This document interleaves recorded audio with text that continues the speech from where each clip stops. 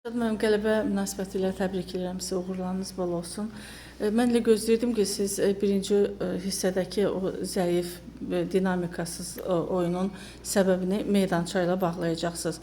Amma eyni zamanda sizin oyunda bir canlanma ikinci hissədə əvəzləmələrdən sonra oldu və meydançaya daxil olan ikinci oyunçunun hesabına da ikinci qolu vurdu. Sizcə o əvəzləmələrin bir rolu var idimi qələbədə?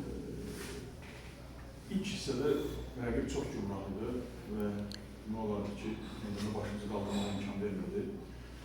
Azərbaycanla qarşı oynamaq hər zaman çətindir. Bu gün onu bir daha üzərimizdə hiss elədik. Ondan qabaqda futbol sahanın bu haqda məlumat verildi.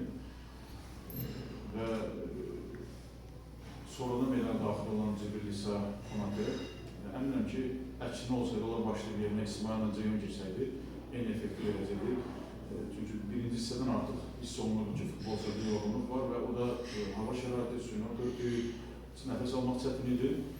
Sonradan meydana daxil olan Baqamoyski olsun, yəni bütün futbolçularımız, Quyma olsun, çox canlandırdılar oyunumuzu, vurğuluyoruz sonu. Və o da çox önəmlidir. Önəmlidir ki, tək 11 nəfərlə başlayan futbolçuna yox, sonradan meydana daxil olan oyuncular 5 əvəzləmə olduqdan sonra